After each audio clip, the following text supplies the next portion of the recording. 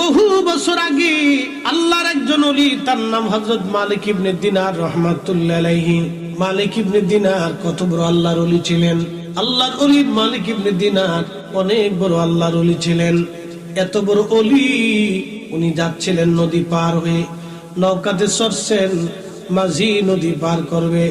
নদীর মাঝখানে যাওয়ার পরে মাঝি ডাক দিয়ে বলল, মালিক এবার তুমি পয়সা করে দাও, নৌকার ভাড়া দাও। মালিক ইবনে দিনার ডাক দিয়ে বলতেছে, মাঝি নদী পার হবার নৌকার পয়সা তো আমার কাছে নাই। উনি মাজ্জুব ছিলেন, আল্লাহওয়ালা, দুনিয়া বিরাগী কিছু আল্লাহর ওলি ছিলেন, যারা দুনিয়াকে লাথি মেরে আল্লাহকে পাওয়ার জন্য পাগল পারা হয়ে রাস্তায় দিনহীন ভাবে চলতেন।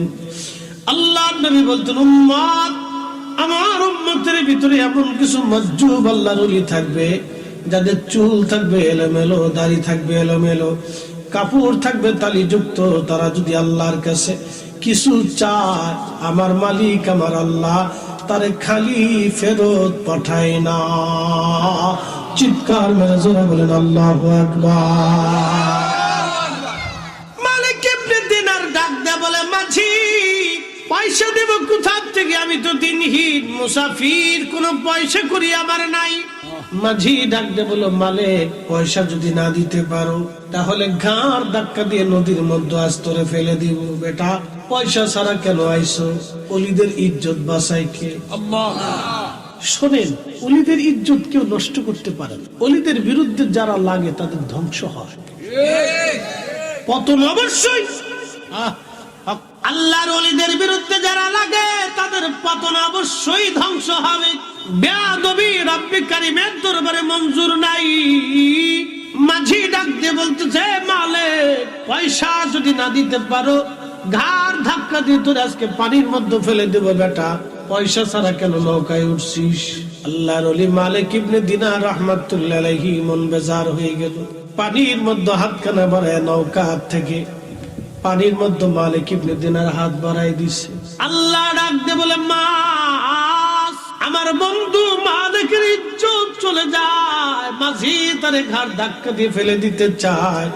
মাছের আরে প্রত্যেকে একটা করে স্বর্ণ মুদ্রা মুখে নিয়ে যাবি, আমার মালিক হাত বাড়াই দিয়েছে, তাড়াতাড়ি যা। চিৎকার মেরে জোরে বলেন আল্লাহু আকবার। তেলের গাড়ি তেলে চলে, হাওয়ার গাড়ি হাওয়ায় উড়ে, বিনা তেলে চালায় গাড়ি নবী সুলাইমান। আমরা সেই মুসলমান, আমরা সেই মুসলমান। মসজিদের জুতা চুরি করে নিয়ে যাই, মসজিদ কমিটি মসজিদের টাকা চুরি করে খায়। কয়েকদিন আগে এক প্রার্থী ভোটে দাঁড়াবে, খবরে দেখলাম মসজিদের টাকা চুরি করে দিনা দিছে, ঋণ পরিশোধ করছে। হেতায় যদি মন্ত্রী হয়, অর্থমন্ত্রী, তাহলে বোঝা যাবে বাংলাদেশের যত পার্লামেন্টের যত মন্ত্রী এমপি আছে সবার জুতা চুরি করে ও শেষ করে ফেলবে। ভোটের আগে মসজিদের টিয়া চুরি করছে, হেতা এমপি মন্ত্রীকার জুতা সব চুরি করে নিয়ে যাবে। কি চোরের চোর চিন্তা করে। প্রিয় হাজিরিন, মুসলিম হওয়ার দরকার আমাদের, মুসলমান। মালিক ইবনে দিনার ডাক দিয়ে বলতেছে, হাত বাড়িয়ে দিয়েছি, প্রত্যেকটা মাস মুখে করে একটা করে স্বর্ণ মুদ্রা আনছে। সুবহানাল্লাহ, কি আসতে বাজে। ওলি আল্লাহর কি সাম্রাজ্যের দরকার? ওলি আল্লাহর সাম্রাজ্যের দরকার, টাকার দরকার, দুনিয়ার ক্ষমতার দরকার। ওলি আল্লাহদেরকে ক্ষমতা দিছে কে? আল্লাহ। এরা চাইলে আল্লাহর কাছ থেকে অনেক কিছু পায়। হাত বাড়াই দিচ্ছে তো হাজার হাজার মাস প্রত্যেকে একটা করে স্বর্ণ মুদ্রা মুখে করে নিয়ে আসছে। নৌকার চারপাশ দিয়ে ঘুরতেছে। মালিক ইবনে দিনার ডাক দিয়ে বলতেছে, মাঝি তোমার কতগুলি টাকা লাগবে বলো। আমার আল্লাহ আমার জন্য নৌকার ভাড়া পাঠায় দিচ্ছে, প্রত্যেক মাসের মুখে একটা করে স্বর্ণ মুদ্রা। মাঝিরা বোঝার বাকি নাই। মাঝি ডাক দেখায়, হুজুর চিনতে পারি নাই, আপনারে ভুল হয়ে গেছে। আপনি যমুনার মজ্জু বলি, আপনি যমুনার মজ্জু বলি বুঝতে পারি নাই, ক্ষমা করে দেন। পয়সা লাগবে না, বিনা পয়সায় আমি আজকে নদী পার করে দিব। সুবহানাল্লাহ। ওই মালিক ইবনে দিনার একদিন হজে গেছে।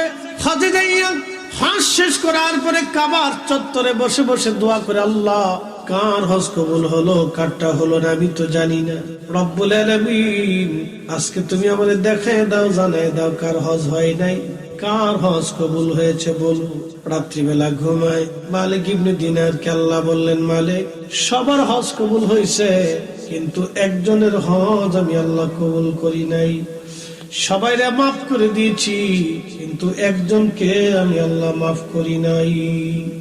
মালিক সারা রাত কান্দে, আল্লাহ একজনকে তুমি মাফ করলা না, ওই লোকটা যদি আমি হই, আমি মালিক ইবনে দিনারের জীবন বরবাদ হবে। আল্লাহ ওই লোকটাকে আল্লাহ সারা রাত বলে মালিক ইবনে দিনার কাঁদতেছে। সারাদিন কানলেন, কান্না করার পরের দিন রাত্রিবেলা আবার ঘুমায়, স্বপ্নের ঘরে দেখতেছে আমার মালিক আমার আল্লাহ ডাক দেখা, মালিক সবাই রে মাফ করছি, তোমারও মাফ করছি, তোমার হজ কবুল হয়েছে কিন্তু মুহাম্মদ ইবনে হারুন সমরকন্দি নামক আমার এক বান্দার হজ কবুল হয় নাই, তার জীবনের গুনাহ আমি আল্লাহ মাফ করি নাই। তো মালিক ইবনে দিনার বলতেছে এই লোকটা যারে আল্লাহ মাফ করলো একটু খুঁজে দেখার দরকার।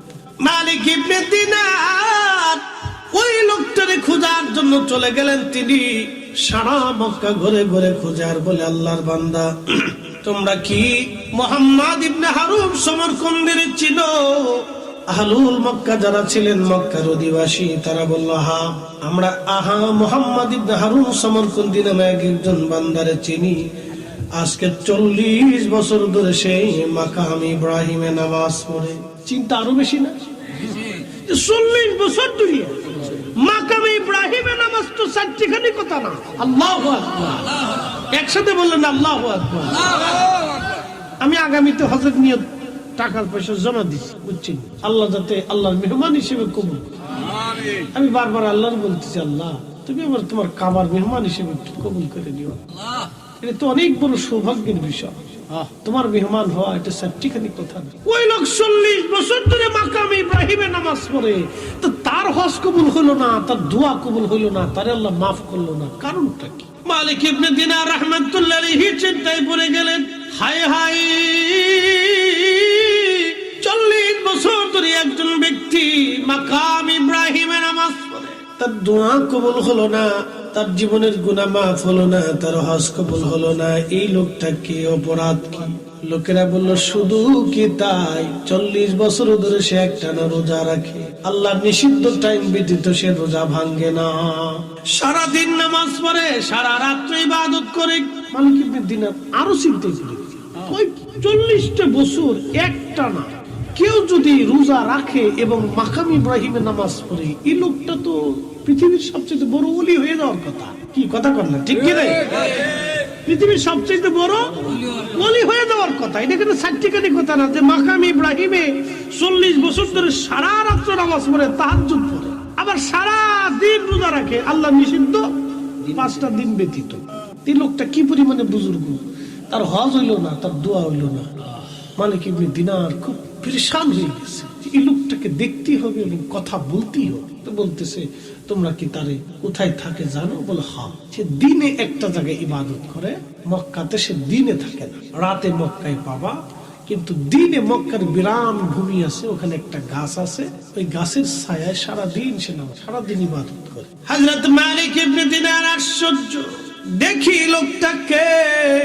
মালিক ইবনে দিনার রাহমাতুল্লাহ আলাইহি বলেন, আমি ধীরে ধীরে গেলাম, মক্কার বিরান ভূমিতে যায়, দেখলাম ঠিকই গাছের নিচে একজন আল্লাহর বান্দা দাঁড়াইয়া দাঁড়াইয়া নামাজ পড়ে। সুবহানাল্লাহ। যে শীত পড়ছে সাতের কুলে, আমি আজকে প্রথম চাদর দিলাম, আমি ওয়াজ করলে শরীর ঘেমে যায়, আমার ভিতরে কিন্তু নাই, খালি পাঞ্জাবিটা গাই দিয়েছিলাম, দূর ঘেমেটে শীতে গায়ে দাঁড়াও, তোমরা আজকে দেখাচ্ছি, যাক সব আল্লাহ দিচ্ছে। আল্লাহু আকবার। ওমা তাদরি নাফসুন মাযা তাকসিবু গাদা, আগামী মুহূর্তটা কি আসবে আমরা কেউ জানি না। এটাই চিরসত্য। অতএব অহংকার করবেন, দেমাগ দেখাবেন না, ক্ষমতার অহংকার। আগামী মুহূর্তটা কি আসবে কেউ জানে। বাংলাদেশের সাবেক অর্থমন্ত্রী আবুল মাল আব্দুল মুহিত সাহেব মারা, আল্লাহ তাকে মাফ করে দিক, দোয়া। একজন বংশীয় মানুষ ছিলেন, উনি যখন অসুস্থ হয়ে হসপিটালে, কেউ তারে দেখতে যাইত না, উনি যখন মন্ত্রী ছিলেন তখন তার দরজায় মানুষের অভাব ছিল, কিন্তু হসপিটালে চলে যাওয়ার পরে আর কাউকে খুঁজে পাওয়া যায়। বাবার এটা বাস্তবতা। আজকে কবর চলে গেছে, কবরের পাশে কেউ যায় নাই। এই জন্য যাকে খুশি করলে কবরে শান্তিতে থাকা যাবে তাকে খুশি করতে হবে। যার গোলামি করলে আখিরাতে সুপারিশ পাওয়া যাবে ওই নবীর গোলামি করে যেতে হবে। কথা বলেন ঠিক না? বুদ্ধিমানের কাজ। আর যা করবে সব মিথ্যা। পৃথিবীতে একটা ধোঁকার জায়গা। মালিক ইবনে দিনার ওই গাছের নিচে যা সালাম দিলেন, আল্লাহর বান্দা তখন নামাজে দাঁড়ানো। নামাজ শেষ করার পরে সালামের জবাব দিয়ে বললেন, কে আপনি? বলে, আমার নাম মালিক ইবনে দিনার আল ইরাকি। বলে, আপনি ইরাকের শেখ জাহিদ শাবিদ, ইরাকের আপনার নাম শুনেছি, আপনি অনেক বড় আল্লাহর বুজুর্গ। মালিক ইবনে দিনার বললেন, আল্লাহর বান্দা, আমি তো জাহিদ হতে পারি নাই। জাহিদ মানে দুনিয়া বিরাগী, যারা মুজাহাদা করে। মুজাহাদা বুঝছেননি? দুনিয়ার সম্পদের প্রতি যাদের লোভ নাই তাদেরকে জাহিদ বলা হয়, আর যারা দুনিয়ার সম্পদের প্রতি অধিক লোভ থাকে তাদেরকে জাহিদ বলা যায় না। আগের যুগের ওলি যারা ছিলেন তারা দুনিয়ার সম্পদের মোহ করতেন না। তার মধ্যে 360 আউলিয়া ছিলেন ওইরকম জাহিদ। দুনিয়ার সম্পদের লোভ তারা করতেন না। তারা আল্লাহর দ্বীন প্রচারের জন্য তাদের জীবন ব্যয় করেছেন। একবার জোরে বলা যাবে কি মারহাবা? ডাক দিয়ে বলতেছে, এই মুহাম্মদ ইবনে হারুন, জাহিদ তো ছিলেন ওমর ইবনে আব্দুল আজিজ। তিনি পৃথিবীর খলিফা হওয়ার পরেও দুনিয়া বিরাগী ছিলেন। একটা টাকার সম্পদ উনি রেখে যান নাই, সব আল্লাহর রাস্তায় দান করে দিয়ে গেছেন। তো বলতেছে, হুজুর, কি জন্য আপনি আমার কাছে আসছেন দয়া করে বলবেন কি? বলে, আপনার নাম কি? মুহাম্মদ ইবনে হারুন সমরকন্দি, বাড়ি আপনার সমরকন্দ, উজবেকিস্তানের সমরকন্দ। আফগানিস্তানের পাশের দেশের নাম Uzbekistan. Uzbekistan, Tajikistan, Turkmenistan, Azerbaijan, Kyrgyzstan, এই অঞ্চলে এই এলাকা। তুর্কিস্তান বিরাট একটা ভূখণ্ড, মুসলিম মিল্লাতের অনেক বড় বড় জ্ঞানী গুণীদের জন্ম এই অঞ্চলে। বলে, হুজুর? বলে, হ্যাঁ। বলে, আপনি কি জন্য আসছেন? মালিক ইবনে দিনার বললেন, আল্লাহর বান্দা সমরকন্দি, একটা সংবাদ দেওয়ার জন্য আসছি। বলেন হুজুর। বলে, আমি মুরাকাবায় ছিলাম, আল্লাহর কাছে দরখাস্ত করছি। আল্লাহ 2 রাত আমাকে স্বপ্ন জানায় গেছে, সবাই আল্লাহ মাফ করছে, তোমারে মাফ করে নাই। সবার হজ কবুল হয়েছে, কিন্তু তোমার হজ কবুল হয় নাই। লোকটার চোখের পানি ছেড়ে ছেড়ে কেঁদে বলে, হুজুর, শুধু আপনি না, আজকে 40 বছর ধরে 40 জন আল্লাহর ওলি হজ শেষ হয়ে যাওয়ার পরে আমার এই সংবাদ দিয়ে যায়, সবার মাফ হয়েছে, আমার মাফ হয় নাই। সবার হজ কবুল হয়েছে, আমার হজ কবুল হয় নাই। মালিক ইবনে দিনার চোখের পানি ছেড়ে দিয়ে বলল, আল্লাহর বান্দারে, 40টা বছর ধরে শুনছি তুমি মাকামে ইব্রাহিমে সারা রাত নামাজ পড়ো, সারা রাত ইবাদত করো। বলে, 40 বছর ধরে আমি রোজা রাখি, 40 মাফ করা হলো না। বলে, আল্লাহর বান্দা, বলবা তুমি জীবনে কি অপরাধ করছিলা? তখন ওই লোকটা কেঁদে কেঁদে বলল, হুজুর, আমার বাড়ি সমরকন্দ, উজবেকিস্তান। আমি একজন মদ পাইছিলাম, নেশায় আসক্ত। নেশা যারা করো, ও যুবক বন্ধু শুনে যাও, নেশা যারা করো বন্ধু, কবর কিন্তু প্রস্তুত, কবর কিন্তু রেডি। কবর থেকে পালানোর কোনো রাস্তা নাই বন্ধু, কবর থেকে পালানোর কোনো রাস্তা নাই। ভাই বন্ধু আপনজনা, সঙ্গে তোমার কেউ যাবে না রে। ও তোর খালি হাতি একা পথি, ঠিক কিনা? ও তোর খালি হাতি একা পথি, যাইতে হবে মন ভেরি। দেখছো কি দুষ্ট দুষ্ট, একটা আরেকটার উপর হয়ে রয়েছে। শোনেন, যারা গাঁজা খায় তাদের দুষ্ট কিন্তু খুব মজবুত দুষ্ট। ওরে বাপ রে বাপ, দুষ্ট খা খা খা, মারাত্মক দুষ্ট। দুস্থ, বাপরে বাপ, কুত্তা ছুটে যায় তো ওগর দুস্থ ছুটে না। কি ভাই এই দুস্থ ছুটে না সহজে। নেশা করগার দুস্থ খুব মারাত্মক দুস্থ, ফিরি খাওয়ায়, খা দুস্থ খা, মারাত্মক দোস্ত এটা নেশা, খুব মারাত্মক। এই বাবা টাবা আছে ইয়াবা, এটার নাম দিছে বাবা। বাবা নামটা দিল, এটা কোন শয়তান এই নাম বাবা নামটা দিছে? বাবা নামটা কি একটা মধুর নাম না, শয়তান ইয়াবারে লাগে দিছে বাবা, শয়তান ইয়াবা। তারপরে আপনার গাঁজা, ফেন্সি, আর কি কি আছে, হিরোইন আছে। আমি এক ঢাকাতে এক চাচার বাসায় নামাজ পড়াই, এই চাচার ফুলায় এই ব্যবসায়িকরা নামাজ পড়তো সদর, এরা তো এই জামাত টামাত পাইতো না, ব্যবসা ট্যাবসা সাইরে এসে 10:30 11টায় তারাবি করতো, আমি পড়াই। চাচার ফুলায় মাঝে মধ্যে হিরোইন, এলা পয়সা তো ওরা তো টিয়ার অভাব নেই, টাকা ভাঙ্গার কোনো জায়গা পায় না, বুঝছেন না ভাঙ্গার জায়গা পাইয়া পরে ওরা ওই যে বারে যাইয়া তারপরে বেড়া বেটি একসাথে নাচে, মদ টদ খায়, খরচ করতে টাকা খরচ করার জায়গা পায় না, বুঝছেন না। কিন্তু কত বড় শয়তান দেখেন, আমার দেশে কত গরিব মানুষ, এই যে এখন শীত চলতেছে না, হাজার হাজার গরিব মানুষের জন্য ওরা ইচ্ছা করলে কম্বল, খাবার বরাদ্দ করতে। আহা, আমার কত গরিব মানুষ টাকার অভাবে ভালো চিকিৎসা পায় না, সদর হসপিটাল গুলিতে যা দেখবেন ফসা গলা যেখানে সেখানে পড়ে রয়েছে, বউ আছে আপনি যা দেখেন হাজার হাজার আছে। ওরা এই সমস্ত টাকাগুলি নষ্ট না করে ওরা যদি গরিব মানুষের জন্য বরাদ্দ করতো, তাহলে এই গরিব মানুষের খেদমতের জন্য ওদের জান্নাতের উসিলা হয়ে যেত। কথা কোন ঠিক কিনা? এই যে নির্বাচন হয়েছে, এখন কত নেতা এখন ও কাকি বিডিতে বান্ধব, ও কাকি তোমার চেহারা আমার মার চেহারার মতো, কত যে মা তখন হয়ে যাবে না, মার কোনো শেষ নেই। হ্যাঁ কাকি তোমার চেহারা আমার মার চেহারার মতো, ওরে কাকি তোমার মার মতো দেখা যাইতেছে। ইস, ভোটের লেগে মা বানাই বলছে, ভোট সেটা আর খোঁজ নাই। কিন্তু এই মানুষগুলি যদি এইভাবে নির্বাচনের সময় পারাপারি না করিয়া সারা বছর গরিব মানুষের আশেপাশে থাকতো, সুখ দুঃখের সাথী হতো, তাহলে নির্বাচনের সময় দৌড়াদৌড়ি করা লাগতো না, মানুষ এমনি যাইয়া ব্যালট বাক্সের মধ্যে সিল মেরে দিয়ে আসতো। কথা কর না কেন? এমনি দিয়ে আসতো। ওমর ফারুক রাদিয়াল্লাহু তাআলা আনহু সারা রাত ঘুরে ঘুরে খোঁজ নিতেন, কে খায় আর কে খায় না, কে ঘুমায় আর কে ঘুমায় না।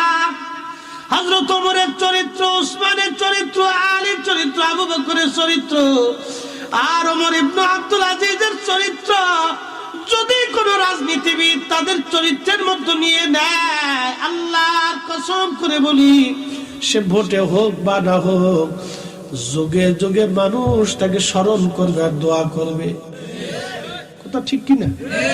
যে মূলত মানুষের জন্য রাজনীতি, কার জন্য? মানুষের। কথা কর না, কার জন্য রাজনীতিটা? কার জন্য? মানুষের জন্য। রাজনীতিটার মূল থিম হচ্ছে মানুষের জন্য, গণতন্ত্রের মূল কাজ হচ্ছে মানুষের জন্য। তো কোন মানুষ? হত দরিদ্র, ছিন্নমূল, বিপদগ্রস্ত দরিদ্র মানুষের জন্য, এদের জন্য হলো রাজনীতি। প্রিয় বন্ধুগণ আমার, যাই হোক, এগুলি তাদের ফাংশন, আল্লাহর দরবার, আল্লাহর পক্ষ থেকে এইগুলি ফয়সালা। মনোযোগ দেন, আমি আমার মূল কথায় ফিরে চলে যাচ্ছি। হযরতে মালিক ইবনে দিনার রাহমাতুল্লাহ আলাইহি চিন্তায় পড়ে গেলেন, ডাক দিয়ে বলেন, আল্লাহর বান্দা তুমি নেশাগ্রস্ত, তার মানে কি বলো? আল্লাহর বান্দা ডাক দিয়ে বলতেছে, হুজুর আমি নেশায় আসক্ত ছিলাম, নেশা করে করে আমি বাড়ি আসতাম। সেই রজনীটা ছিল শাবানের শেষ রাত, নেশা করে বাড়ি আসছি। বাড়ি আসার পরে আমার মা আমার হাতটা ধরে বললেন, বেটা রমজান চলে আসতেছে, আজকে শাবানের শেষ রাত, কালকে থেকে রমজান আসবে। বাবারে, কত মানুষ রমজানের জন্য প্রস্তুতি নেয়, আর তুই কিনা মদ পান করে নেশা করে আমার ঘরে আসছিস। কত মানুষ মরে যায়, তুই কি মরতে পারিস না? মা আমাকে বকাবকি করতে লাগলো। হুজুর, মা যখন বকাবকি করতে লাগলো, আমার মেজাজ খারাপ হয়ে গেল। ওই অবস্থায় আমি মাকে মারতে লাগলাম। হুজুর, আমি মাকে বারবার আমি আঘাত করতে লাগলাম। মা আমাকে আরো বকাবকি করতে লাগলো। আমি রাগ করে মাকে জাপটে ধরে আমি মাকে নিয়ে আগুনের মধ্যে ফেলে দিলাম। হুজুর, সেদিন নেশায় আসক্ত হয়ে আমি আমার জীবনকে ধ্বংস করেছি। আমার স্ত্রী আমাকে ধাক্কা দিয়ে দিয়ে ঘরের মধ্যে নিয়ে ঘরের দরজা তালা মেরে দিলেন। সারা রাত পার হয়ে গেল, সকালবেলা স্ত্রীকে ডাক দিলাম, আমার নেশার ঘোর কেটে গেল। বিবিকে বললাম, বিবি দরজা তালা মারা কেন, দরজা লাগানো কেন? আমার স্ত্রী আমাকে বলল, স্বামী আমার, তোমার সঙ্গে আর আমি সংসার করব না, আমি চলে যাব। তুমি অনেক বড় সর্বনাশ করে ফেলছো, এমন ব্যক্তির সঙ্গে আর সংসার করা সম্ভব? আমি বললাম, কি হয়েছে বলো। বললো, কালকে নেশে আসক্ত হয়ে তুমি আমার মাকে, তুমি তোমার মাকে আগুনের মধ্যে, উনুনের মধ্যে ফেলে পুড়িয়ে মেরে ফেলে দিয়েছো। হুজুর বিশ্বাস করেন, আমি পাগল পারা হয়ে গেলাম।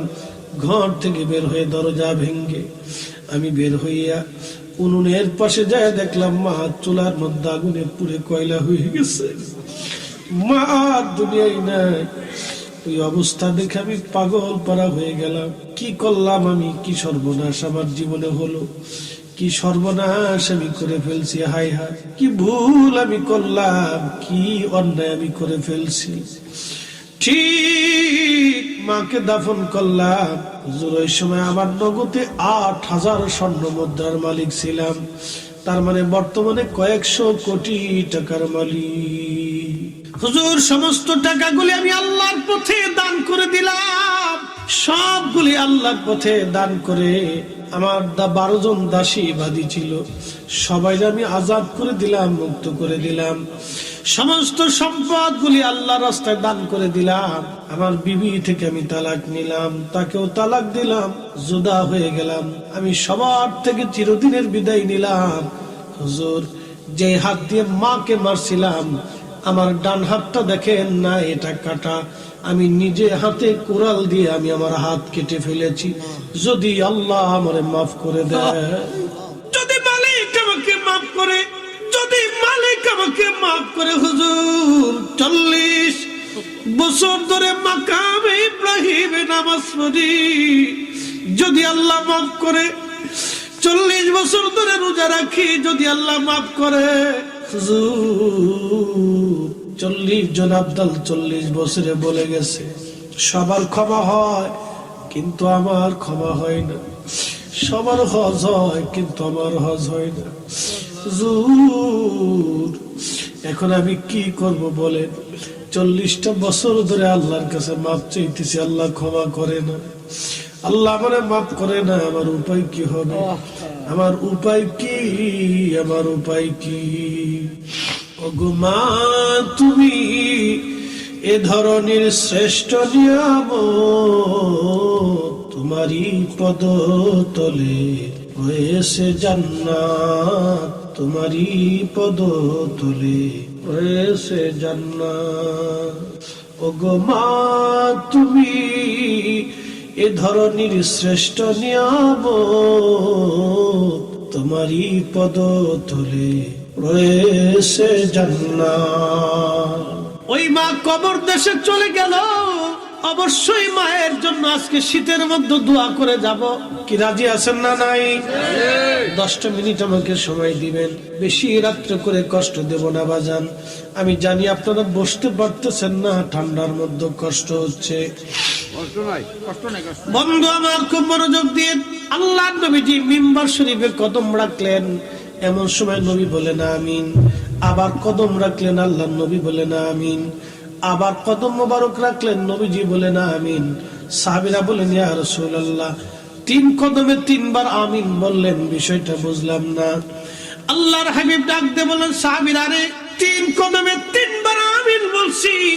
প্রথমবার জিবরাইল আমিন এসে বলল, ইয়া রাসূলুল্লাহ, আপনার উম্মতের মধ্যে যারা মাহে রমজান পাইলো, আপনি নবীর নাম শুনলো কিন্তু দুরূদ শরীফ পড়লো না, সে ধ্বংস হয়ে যাক। আমি রাসূল কবুল করে বললাম আমিন। বলে, একটু চিন্তা করেন তো, নবীর দুরুদের দাম কত। আজকে যারা দুরূদ শরীফের বেদাতকে বন্ধ করতে চায়, এগুলো শয়তানের দালাল। এই কথা বলেন, ঠিক না ঠিক?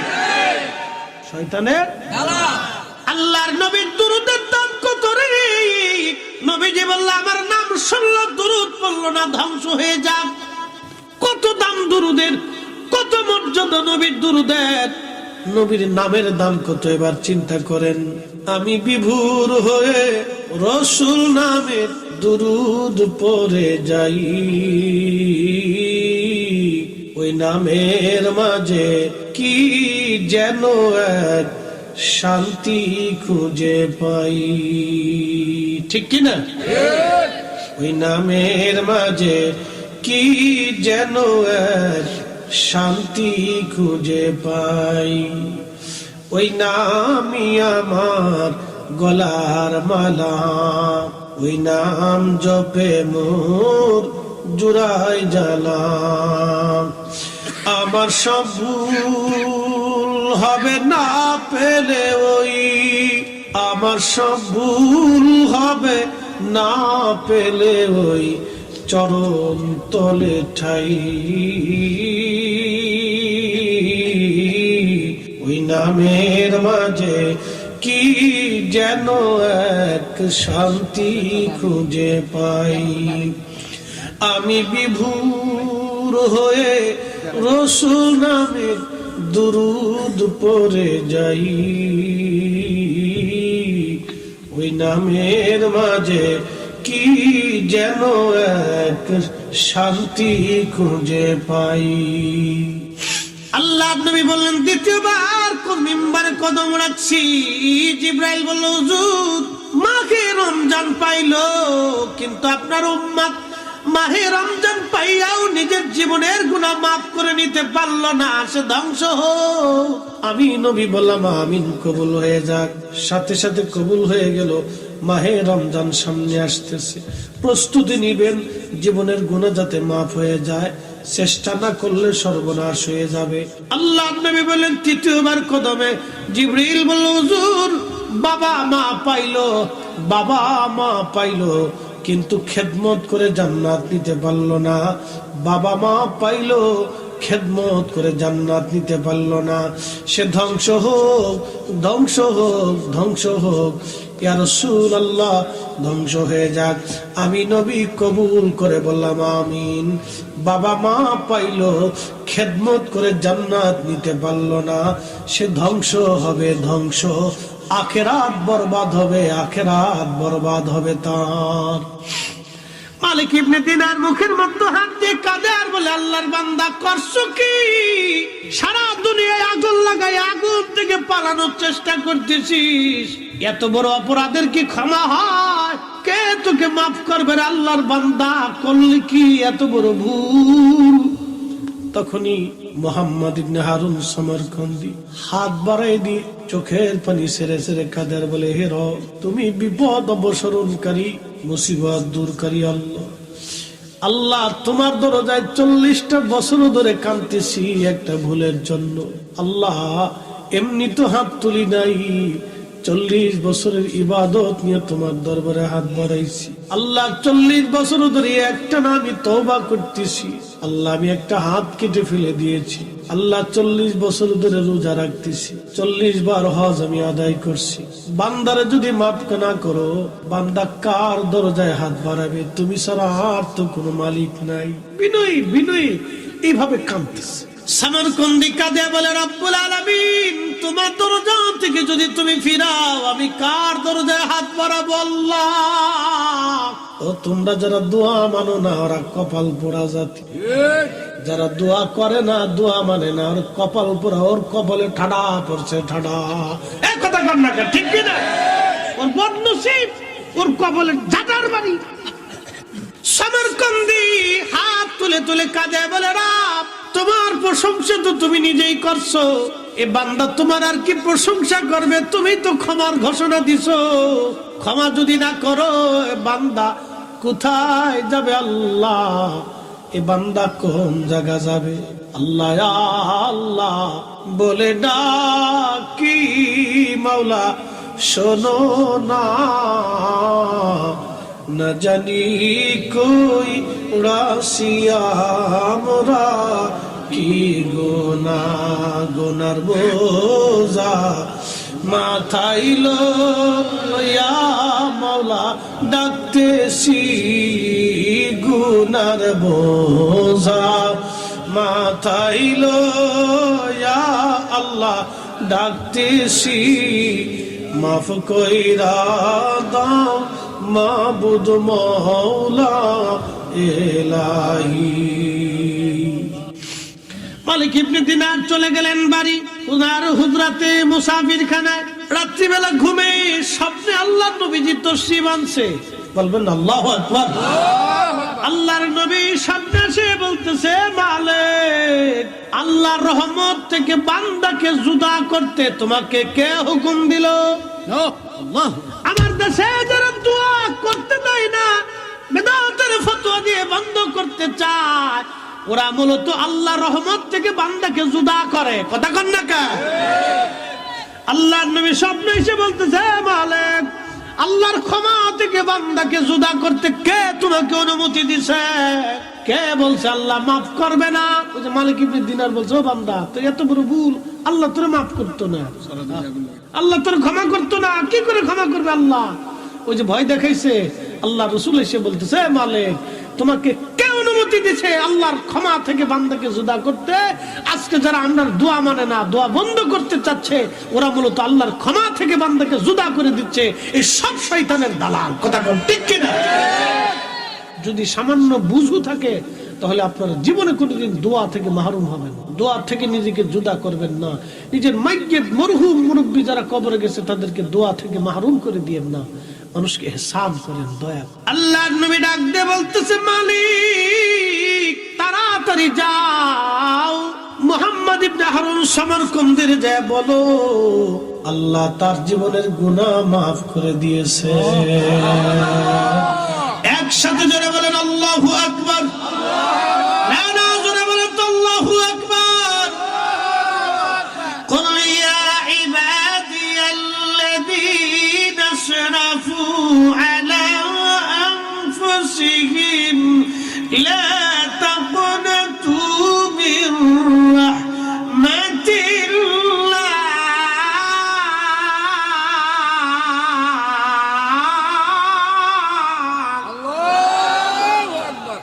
আল্লাহ বলে, হুজুর আপনি বলে দেন গো নবীজি, আমার বান্দারা জীবনে যত গুনাহ করো, আমি আল্লাহ রহমত থেকে তুমি নিরাশ হইও না। সুবহানাল্লাহ। কি বলেন? আল্লাহর কোরআনে বান্দার জন্য যত সুসংবাদ, অন্যতম শ্রেষ্ঠ সুসংবাদ হলো এটা। এরপর আল্লাহ বলেন, ইন্নাল্লাহা ইয়াগফিরুয যুনুবা জামিআ। তুমি যত গুনাহ করো না কেন, নিশ্চয় আমি আল্লাহ তোমার সব গুনাহগুলি মাফ করে দেব। আল্লাহ আল্লাহ বলে ডাকি, মাওলা শোনো না, না জানি কইরাছি আমরা কি গুনার বোঝা মাথায় লইয়া আল্লাহ কাঁদতেছি, মাফ কইরা দাও মাবুদ মওলা ইলাহি। আল্লাহ নবী ডাক দেখো সমরকন্দের বলো আল্লাহ মাফ করছে, কিন্তু এই যে কিন্তু আছে, কিন্তুটা বলবো দরকার আছে না? মাফ তো করছে কত বছর পর? 40 বছরের তওবা দেখছেন? 40 বছর ধরে মাকাম ইব্রাহিমে নামাজ পড়তেছে, মাইরে মারছে, নিজের হাত কেটে ফেলাইছে। চিন্তা করতে পারছেন কত বড় তওবা?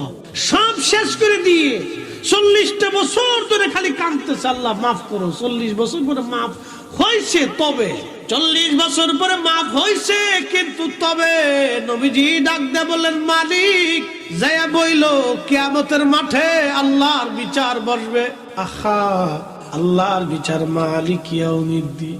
সেই দিন সিংওয়ালা প্রাণী, সিং ছাড়া প্রাণী, সৃষ্টির সবার বিচার আল্লাহ করবে। ওই যে কুত্তা দেখেন বুকাবুকি করে, দক্ষিণ পাড়ার কুত্তা উত্তর পাড়ার কুত্তার বিরুদ্ধে মামলা করবে। আল্লাহ, দক্ষিণ পাড়ার কনিকার দক্ষিণ পাড়ার কুত্তা আমার কামড়াইছিল, ওর এলাকার ভিতরে ঢুকছিলাম। কুত্তার কিন্তু লিডার আছে, দেখেন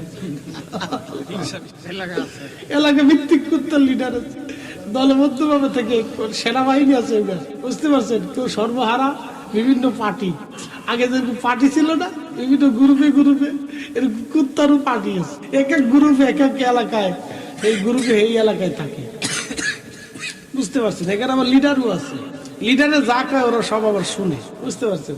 এই দুই গ্রুপে সীমানা নিয়ে বিশ্বযুদ্ধ লাগে। বাপরে বাপ, যুদ্ধ কারে। এই কুত্তায় মামলা দিবে আল্লাহ, আমার দক্ষিণ পাড়ার কুত্তায় মারছিল, আল্লাহ বলবেন যেইভাবে তোমারে কামড়াইছিল তুমি ওইভাবে কামড়াই দাও। আল্লাহু আকবার। আল্লাহ নবী বললেন মালিক ইবনে দিনার, কিয়ামতের ময়দানে আল্লাহর ইনসাফ, আল্লাহর বিচার চুল পরিমাণে ডান বাম হবে না। সেদিন আল্লাহ পাক এইভাবে ফয়সালা করবে। সেই দিন মুহাম্মদ ইবনে হারুন সমরকন্দির মা তার বিরুদ্ধে মামলা করবে। মামলায় মুহাম্মদ ইবনে হারুন সমরকন্দি পরাজিত হবে, তার মায়ের পক্ষে রায় হবে, সন্তানের বিরুদ্ধে আল্লাহ পাক বিচার করবে। সেই দিন দুনিয়ার 3 দিনের সমান 72 ঘন্টা, দুনিয়ার 3 দিনের সমান 72 ঘন্টা মুহাম্মদ ইবনে হারুন সমরকন্দির জাহান্নামের আগুনে আল্লাহ পুরাইবে। জাহান্নামের আগুনে আল্লাহ পুরাবে, সার আল্লাহ দেবে না। 3 দিন জাহান্নামের আগুনে পুরাবে। তারপরে আল্লাহ সমরকন্দির মায়ের দুয়ার কারণে আল্লাহ তারে মাফ করবে। মা বলবে আল্লাহ আমি তারে মাফ করে দিলাম। মা মাফ করার পরে তারপরে আল্লাহ তারে মাফ করবে। কিন্তু এতদিনে আমি মাফ করলাম, কিয়ামতের ময়দানে 3 দিন জাহান্নামের আগুনে তাকে পুড়তেই হবে, তাকে শাস্তি পেতেই হবে। 10টা মিনিট আগুনে পুড়ে দেখেন কেমন মজা লাগে। 10 মিনিট, 1 মিনিট কি? 1 মিনিটে শেষ না, 1 মিনিট। 72 ঘন্টা আগুনে শাস্তি দিবেই আল্লাহ। শোনেন, বাবা মার সাথে নাফরমানি, শাস্তি পেতেই হবে। দুনিয়ার আগুন থেকে 70 গুণ, দুনিয়ার আগুন থেকে 70 গুণ তেজ। সেই আগুনে তাকে 72 ঘন্টা পুড়তেই হবে, শাস্তি পেতেই হবে, কোনো রাস্তা নেই। বাবা মার সাথে নাফরমানি, তাকে শাস্তি পেতেই হবে। অতএব আজকে থেকে হুঁশিয়ার হয়ে বল, হুজুর আব্বা আম্মা মরে গেছে, কি করবি? কবরের পাশে যাবে, নামাজের দোয়া করবে, বাড়িতে কোরআন শরীফ খতম দিয়ে মিলাদ শরীফ পড়ে বাবা মার জন্য দোয়া করবে। কি কথা কন না কেন? ও বেদাত সাদাতের ফতোয়ার গোষ্ঠী কি লাগে? ও সাতার ফতোয়া দিয়ে আমরা কি করব? কি কথা কন না কেন? কোরআন খতম দিয়া, কালেমা জিকির দিয়া, মিলাদ শরীফ দিয়া আব্বা আম্মার জন্য দোয়া চালু রাখতে হবে। কি কথা কন না কেন? রাজি আছেন নি? দোয়া চলবে না বন্ধ হবে? আওয়াজ তুলে বলুন, চলবে? চলবে। আল্লাহ কবুল করুক, বলে না। এসেছেন যত নবী সকলের ইমাম, সালাম নবী তোমায় হাজারো সালাম, ইয়া নবী